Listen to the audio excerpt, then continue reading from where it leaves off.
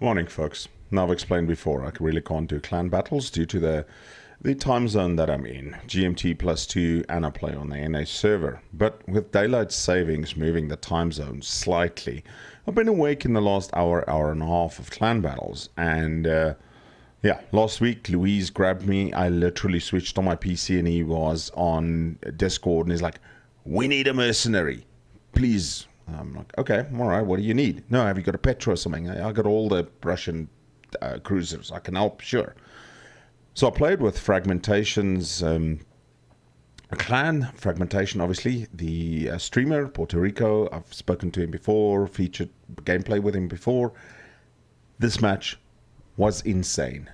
So I'm a mercenary for the Frag clan, playing with Louise, playing with Fragmentation, and the guys. This match was insane. I don't have the Discord, unfortunately, which is a real pity, but you cannot believe how close this end was. Really hope you enjoy this one, and yeah, we'll speak soon. Take care. Cheers. Right, so I'm in my Petro. Louise is in his Richterfin, as everybody knows. He loves his Richterman. We've got Dimuds in a Kremlin, Reichenbacker in a Des Moines, Frag in his Petro, Lions the Argent in a Petro, and Window Licky in a Holland. Enemy team, we are up against AOD_D. They've got an Ohio, Kurfürst, 2 Des Moines, a Hindenburg, a Gearing, and a Holland. Now these guys are good, and you're going to see, I want to get it out, I want to get it off the bat here. As you can see right there and start, they're already good luck, GG 07s. And I appreciate that. You know, this to me is good sportsmanship from the bat. All right. So the agreement was myself and Frag, we would head to C, then see what comes up. Well, I'll say that fast 2 times. The rest of the team would move over to A. Louise is the shot caller. And why we make Louise the shot caller, as a CV, he's got a better overview or a better view of the map as things are evolving as the CV player. Yes, you've got the mini-map. Yes, you can see the icons of where the ships are. But from a CV point of view, he still has a better view of what's happening. So the Petro. I actually don't play my Petropavlovsk that often. I did grind it. It is a very, very good ship. I played 3 clan battles this evening as a mercenary with Fragmentation. All 3 I used the Petro, and in one of those matches I went up head to head with Stalingrad, and I broke that Stalingrad's turret 4 times. Yes, 4 times. I broke a Stalingrad's turret with a Petropavlovsk 4 times. So, interesting. I think the Stalingrad is probably, even though it's very strong, my personal opinion, and this is very much my personal opinion, and you can leave it in the comments if you disagree, the Stalingrad is getting a little bit long in the tooth. It was the king of the hill for a very long time, but with the Petropavlovsk being introduced, she has been power crept very slightly. Okay. So Louise is clicking there. And the idea for us, both me and Fragmentation, as you can see we're turning out, is to start kiting away, because we see a massive, massive push from AOD on this side. There's a Des Moines, a Grosse Kurfürst, another Des Moines, and it looks like there are higher that's coming there. I get 3 defended ribbons and a citadel on the Des Moines for 8k. And I'm trying to spot them again. And there's a Grosse Kurfürst.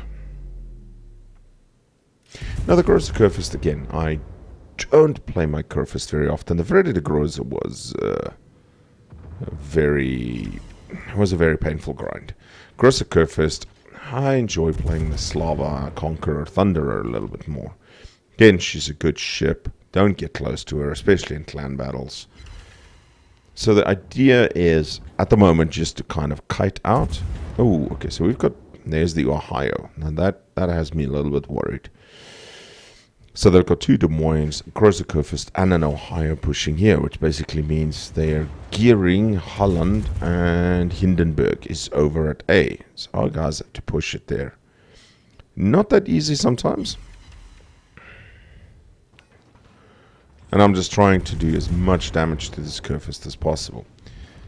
Switching over to HE, even though the Petro isn't really meant for HE spamming, because a angled Große Kurfürst you are going to struggle to penetrate. Say what you want about the Kurfürst, it's a good ship. Oof! So AOD takes out Reichenbacker and his Des Moines across the map. He wasn't paying quite as much attention as he should have, and they unfortunately got him with a side shot. So I'm a little bit unsure at the moment if I want to grind the Ohio. The Slava was a massive grind. Here is one of the great things about the Petro though. Look at that 360 turret turn. It didn't have to do the 270 turn to get round. It allows the barrels to swing past the bridge. We see the Ohio there, strategically placed. He is backing up right next to the island. There's the Kurfürst and the Des Moines. So I'm still firing HE. And the basic idea is, as I get a fire on the Große Kurfürst, the basic idea is myself and Fragmentation, we want to kind of split our forces, do a V-shaped movement out of here. They are really shooting at him because he is the closest one of the lot, although I do get the shots from the Kurfürst coming at me. He is on fire as well. Ooh, I take a nasty few hits there. And there is the second Des Moines. So 2 Petros against 2 Des Moines, a Große Kurfürst and an Ohio. Now you look in F4, you will see cross shots coming from the Kremlin on our side into E7 on the enemy team. So it is one of the things we need to worry about. And somebody smacks that Des Moines nasty while I managed to get a fire on him. I switch back over to AP since we're both focusing this Des Moines at the moment. So Louise calls the shots, says guys split into a V, go to those points that we've marked and just delay them. D-Muds in his Kremlin absolutely annihilates the Des Moines. Good job, D-Muds. So both teams have lost the Des Moines. They are pushing heavily. We cannot seem to be able to take a cap. The gearing in the Holland is just holding us off. Well, the majority of them push here. Now notice there Ohio, he is cutting through in E6 and he is heading towards the other part of the team. And probably on Discord they're communicating and saying, hey, we've got these 2 Petros, move over there so long. So it's now 1 Des Moines, a Kurfürst, and I need to be very cognizant that I don't give too much broadside to that Ohio. And as you can see, I zoom out, make sure the Ohio can't broadside me, zoom back in. The dispersion on my Petro is terrible though. Sometimes it's really trolly. Oh, come on. So they're really going off to Fragmentation there. You can see they're kind of ignoring me. And I just have no luck being able to shoot that Des Moines and getting good hits on him. I decide to go back to HE, high explosives. If I can't get good hits, I'm going to set him on fire. Frag is working the Kurfürst. Problem is he's within secondary range of that Große Kurfürst. And getting in secondary range of him, that is bad news. Say what you want about the Kurfürst, power crept, etc. That thing will still kick your ass. Ooh, Louise just smacks that Des Moines that I'm struggling with some bombs. And my Petro's dispersion is just trolling me. So it was at this point that Frag kind of said, hey guys, I need to go dark and heal up. And I said to him, by all means go. I've still got a good hit points here. Excuse me. Wouldn't be a voiceover from Falcon if I didn't have a cough. So we are finally managing to turn A. The The Kurfürst is now starting to give me broadside. He needs to dodge torpedoes coming in. And I'm starting to get good shots on his broadside. Now that's the one thing you do not want to do, is give a Petropavlovsk broadside. And I'm obviously shooting AP again. And we told fragmentation, he's now there in J8. Go dark for a bit, heal up, I'll take the heat. And I really do wish I was running OBS and recording this. We did not think it was going to be such a close, good match. So the Kurfürst's guns aren't even turned towards me at the moment. I'm being trolled by the dispersion on the Petro though. But I must say, Sturgis from AOD, that camo looks dope on the Kurfürst. Oh, that is a nice hit. So the Des Moines is coming out there. He's giving me broadside. Let's hope my dispersion doesn't troll me. Come on, give me some citadels. No, unfortunately, only one penetration. So having 2 caps to their 1 means our points gain is now at about 630 versus 580 on their side. I'm pushing back in. I want to get the attention of both this Ohio and this Kurfürst, while fragmentation in J8 comes down. And we want to make sure that they don't send somebody over to Cap C again. We've got another Petro and a Holland defending A cap. And there's that Des Moines, a sneaky little bugger. Now he's giving me a little bit more broadside here, and I need to kill him off. Oof, there's the Citadel. Finally some good hits.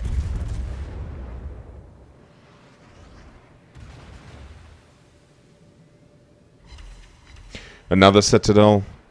I call out to Louise, is there any chance she can finish off this Des Moines? He's going to go out of my range. And he's getting behind an island.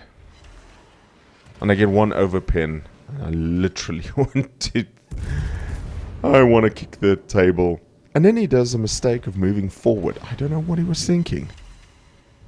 5 ricochets. He's on 142 hit points. Come on, Petro. Stop trolling me. There we go. I finally managed to kill the Des Moines. Now, here's the mistake I made. I get too close to the Grosser Kurfürst secondaries. I now need to turn, and there's an Ohio there as well. Ooh, that was about a 14,000 salvo on the broadside of the Kurfürst. But I need to turn, I have no choice. Another 6,000 salvo there. Come on, Kurfürst, get down, go down, go down. Oof, and I get citadeled by that Ohio. I knew it was going to happen. Demons in the Kremlin manages to kill the Kurfürst. And unfortunately, their Kurfürst kills our other Petro, Lion's agent. And now I've got 2 fires going on me. Don't have a damage control for the next sort of 30 seconds. And their Ohio is just tearing me apart. Now the 7k salvo. Oof. And I get exploded. So T-Muds in the Kremlin kills the Hindenburg. The gearing, unfortunately, takes out Windows licking potato in the Holland. And it's suddenly 3 for 3.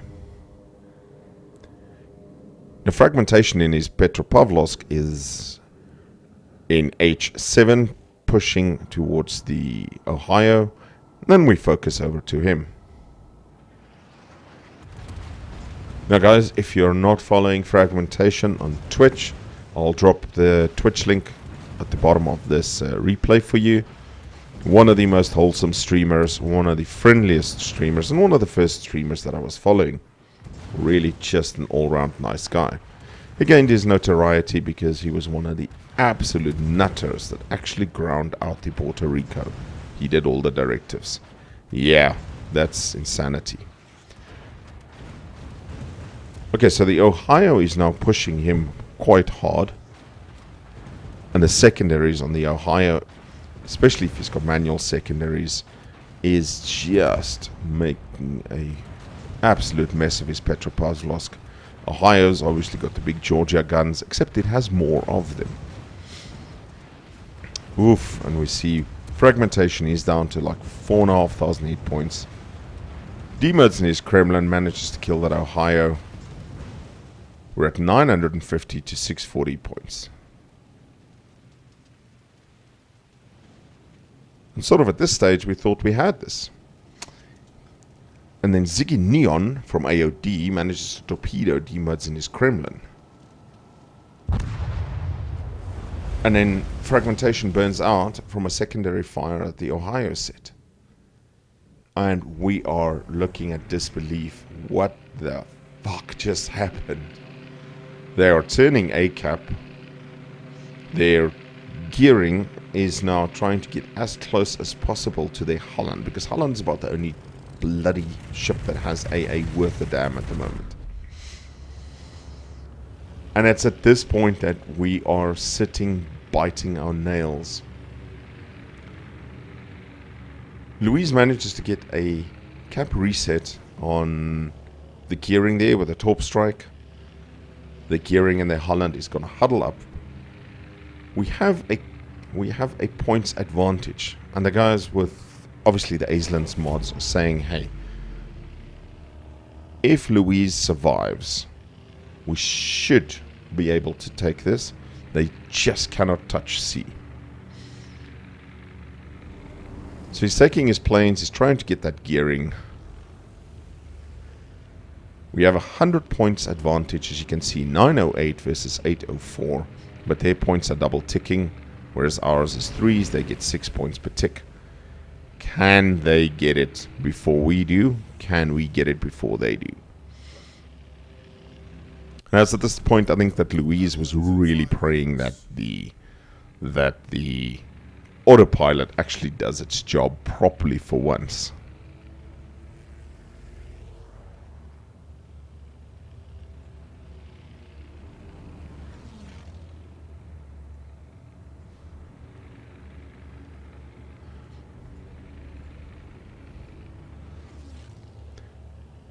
So we're watching the points, and we are sitting on Discord here, and we are literally biting our nails. Will this be enough? If Louise can survive, he's put fighters around F4. Wants to spot the DDs if they actually try and push for C. Spots the Holland as he goes in with his top bombers. I wasn't following the bombers at that stage. I was too busy just screaming my lungs out in Discord and how close this can be. They're at 9. We're at 965. They're at 921. Oh my word. 971 to 930. And we kind of realize we might actually just win this. And we go GG. And they go best game of the season. GG, GG. And really, AOD, your guys were brilliant. Very good sportsmen. We're at 989 to their 966. This is going to be close. 995 to 978. That was an amazing game. 998 to 984. And we took over as they get 988. We beat them by 12 points. Only 12 points. The closest clan battle I have seen in a very, very long time. So I did 169,800 damage there for like 6,300 XP. 3 citadels, only 1 kill, 5 defended ribbons. And if we look at the standings, Louise first in his Richthofen, and then myself second. And I don't know if this is of any consequence at all. But yeah, Frag Clan, thanks for inviting me to be a mercenary. Hope everybody else really enjoyed this replay. It was super close. Have a fantastic week further. Take care. Cheers.